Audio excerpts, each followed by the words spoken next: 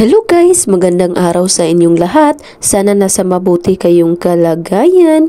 At for today's video guys, dahil wala akong maisip na content, ito lang muna ang ipapakita ko sa inyo guys kung ano yung kinakain ko ngayon for breakfast. So ito pala guys ay hindi palagi ako kumakain ng ganito, minsanan lang pag meron. So yan guys, sana magustuhan yung aking video for today. Kahit simple lang to at nakikita nyo na ito. Kahit kayo din, nakaluto na din kayo dito at marunong na din kayo magluto ng ganitong handaan.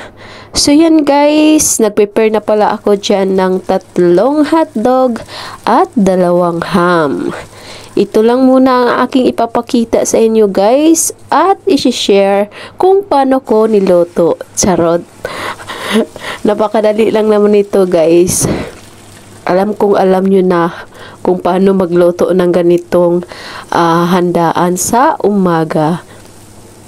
So nagprepare pala ako dito guys kasi wala yung mga amo ko kaya nakapagluto ako ng ganitong ulam.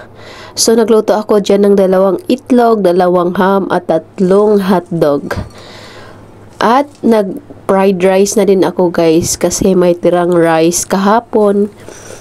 Kaya ginawa kong fried rice. So naglagay pala ako dyan ng fried scallop. Tapos yung rice, chicken powder, oyster sauce, at konting soy sauce. Tapos minix ko lang yan at masarap na yan. Yan guys, mix lang natin. So ito na pala ang aking fried rice. So yan guys, ginawa ko yung aesthetic para maganda ang tignan. Charot.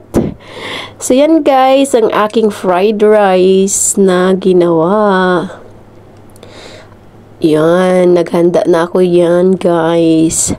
Minsan lang talaga ako makakain ng ganito guys kapag sahodan na.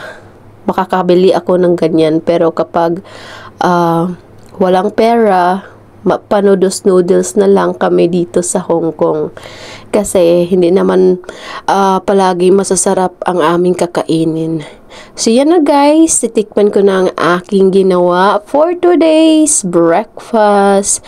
So sana ma-enjoy kayo sa aking mga video na ina-upload guys. Sana hindi kayo magsasawa sa panonood.